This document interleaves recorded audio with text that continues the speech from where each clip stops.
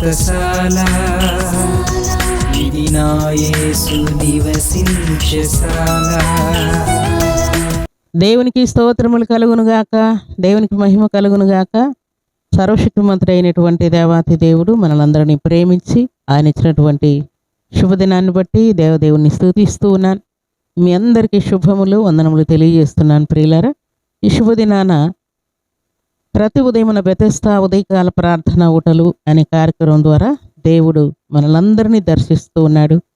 శ్రేష్టమైనటువంటి వాగ్దానములు అనుగ్రహిస్తూ ఉన్నాడు. మనందరి ప్రాణాత్మ దేహములను తెప్పరిలు చేయిస్తూ ఉన్నాడు. ఈ శుభదినాన కూడా దేవుడు మనకి ఇచ్చినటువంటి లేఖన భాగం చదువుకుందాం. పరిశుద్ధ గ్రంథంలో నుండి ఇర్మియా గ్రంథం 23వ అధ్యాయం 6వ వచనాన్ని చదువుకుందాం. అతని దినములలో యూదా రక్షణ నందును, ఇశ్రాయేలు నిర్భయముగా నివసించును. యెహోవా మనకు నీతి అని అతనికి పేరు పెట్టుదురు. దేవుడి శ్రేష్టమైన మాటలు దీవించి ఆశీర్వదించునుగాక. సర్వశక్తిమంతుడైనటువంటి దేవాతి దేవుడు దేవుని సన్నిధానంలో చేరినటువంటి మనందరికీ కూడా ఒక శ్రేష్టమైనటువంటి వాగ్దానమును ఇస్తూ ఉన్నాడు. ప్రియులారా, ఏంటి అనంటే, దేవుని నమ్ముకొని దేవుని యొక్క అడుగుదాడలో నడుస్తున్నటువంటి మనందరి జీవితాల్లో దేవుడు ఒక ఉన్నతమైనటువంటి ఉద్దేశం కలిగి ఈ మాట మనతో మాట్లాడుతున్నాడు. ఏంటి అనంటే, అక్కడ మనం చదువుకున్నటువంటి మాట ప్రకారం దేవుడు తన ప్రియబిడలమైనటువంటి మనల్ని దీవించుటకు, ఆశీర్వదించుటకు, గొప్ప చేయుటకు భక్తుడైనటువంటి దావీదుతో ఈ వాగ్దానాలు చేస్తూ ఉన్నాడు.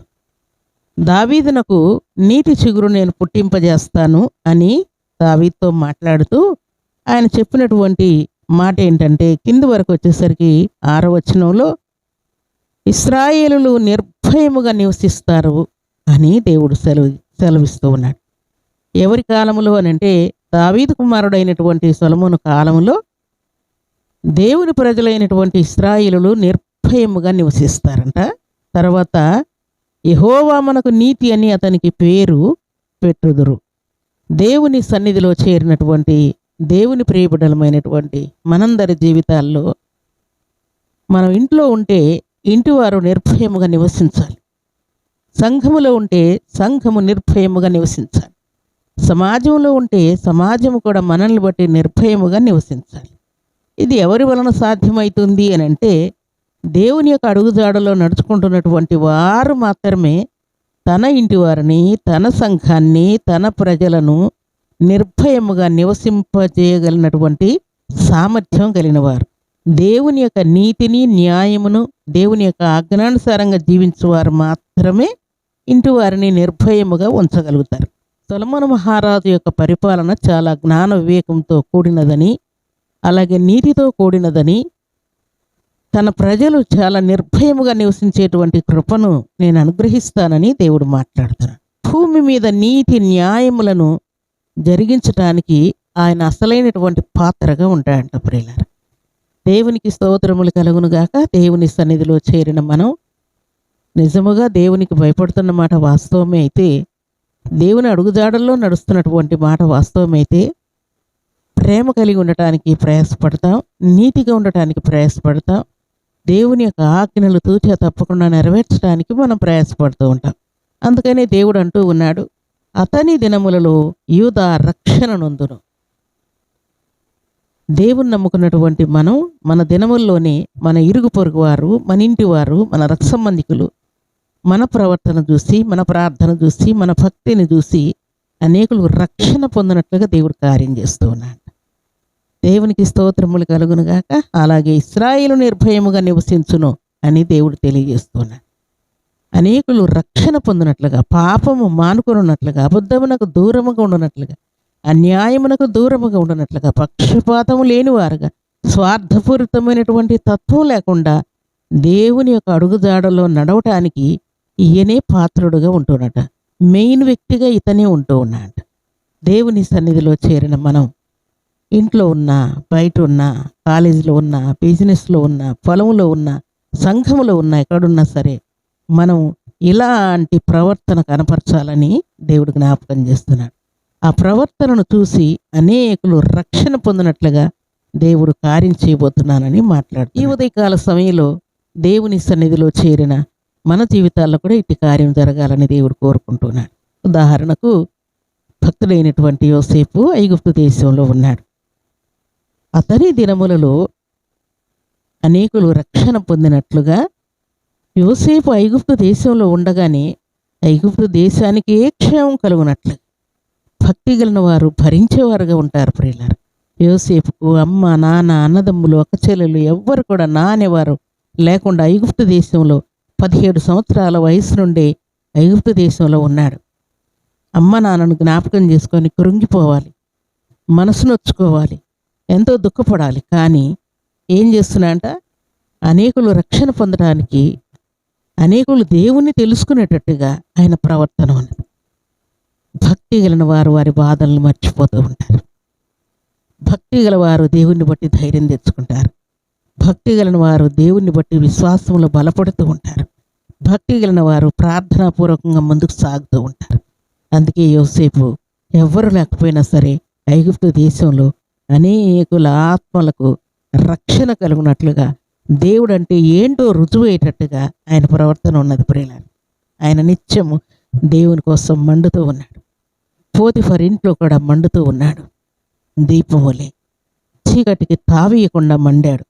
చెరసాలలో వేయబడినా కూడా అక్కడ కూడా మండుతూ ఉన్నాడు. అందుకే అక్కడ ఉన్నటువంటి ఖైదీలకు దీపముగా ఆయన కనబడ్డాడు. ఆయన ప్రభావం ఏంటో చూపించాడు. ఆయనలో ఉన్నటువంటి దైవాత్మ ఏంటో వారికి అర్థమయ్యేటట్టుగా ఆయన జీవించాడు. ప్రియులారా, దేవుని సన్నిధిలో చేరినటువంటి మన జీవితాలు అనేకులకు రక్షణ కలుగునట్లుగా, అనేకులు మన ఎదుట నిర్భయముగా నివసించినట్లుగా మన ప్రేమను, మన భక్తిని, మన ప్రార్థనను రుజువు చేసే వారంగా ఉండాలని దేవుడు కోరుకుంటున్నాడు. ఈ ఉదయకాల సమయంలో సర్వాధికారి సెలవిచ్చినట్లుగా భక్తి కలిగిన వారు ఎలాగో నడుచుకున్నారో మన జీవితాలు కూడా అనేకులకు రక్షణ కలుగునట్లుగా, అనేకులకు మన ప్రేమను పంచేవారంగా, అనేకులు నిర్భయముగా నివసించేటట్లుగా మన జీవితాలు ఉండునుగాక. దేవుని సన్నిధిలో చేరిన మన జీవితము దేవునికి అప్పగించిన తర్వాత, దేవా, గడిచిన 2025 సంవత్సరంలో చేసిన ఏ పొరపాటు కూడా ఈ నూతన సంవత్సరంలో చేయకుండా, ఇంకా నిన్ను సిలువ వేసే కార్యక్రమాలను నా మూలంగా జరగకుండా, ఇంకా నిన్ను సంతోషపెట్టేటువంటి గొప్ప కృపను నీ కృపలో నాకు అనుగ్రహించాయని మనం దేవుని సన్నిధిలో వేడుకునే వారంగా ఉండాలని దేవుడు కోరుకుంటూ ఉన్నాడు. ఈ ఉదయకాల సమయంలో దేవుని కొరకు మనం బలమైన సాక్షులముగా ఉంటూ అనేకులను రక్షణ వైపు మళ్ళిస్తూ, అలాగే అనేకులు మన ఎదుట నిర్భయముగా ఉండునట్లు, అనగా నీ భార్య నీ దగ్గర నిర్భయముగా ఉండాలి, నీ తల్లిదండ్రులు నీ దగ్గర నిర్భయముగా ఉండాలి, నీ కుమారుడు నీ దగ్గర నిర్భయముగా ఉండాలి, నీ ఫ్రెండ్స్ కూడా అలాగ నిర్భయముగా ఉండునట్లుగా నీ ప్రవర్తన భయంకరముగా ఉండకుండా, క్రూరముగా ఉండకుండా, కఠినాత్మతో ఉండకుండా, స్వార్థముతో ఉండకుండా, కపటముతో ఉండకుండా, అసూయతో ఉండకుండా నీ ప్రవర్తన చాలా జాగ్రత్తగా ఉండాలని దేవుడు జ్ఞాపకం చేస్తున్నాడు. దేవుని సన్నిధానంలో చేరినటువంటి మనందరి జీవితాలు ఈలాగున ఈ ఉదయకాల దీవెనల ఆశీర్వాదములు పొందుకున్న మనమందరం కూడా దేవుని ఎదుట, దేవా, ఇక మీదట నా ప్రజలను, నా ఇంటి వారిని, నా ఫ్రెండ్స్ను, నా భార్యను, నా భర్తను, నా పిల్లలను నీ నామం పేరట నిర్భయముగా ఉండేటట్టుగా నేను ప్రయత్నం చేస్తానయ్యా. నీ శక్తి నాకు అనుగ్రహించు, నీ ప్రేమ నాకు అనుగ్రహించు, నీ కృపలో నన్ను వర్ధిల్ల చేయని హృదయపూర్వకంగా మనం దేవుని సన్నిధిలో ప్రార్థన చేసుకుంటే తప్పకుండా దేవుడు మనల్ని నీతి మార్గంలో, సత్య మార్గంలో నడిపించడానికి దేవుడు సిద్ధంగా ఉన్నాడు. అలాంటి కృపా భాగ్యం ఈ ఉదయకాల సమయంలో సర్వాధికారి సమృద్ధిగా మనందరికీ అనుగ్రహించి ఆశీర్వదించునుగాక. ఆమేన్. ప్రార్థన చేసుకుందాం. ప్రార్థన. భూమి ఆకాశములను కలుగు చేసిన మా తండ్రి, మీకు స్తోత్రాలు.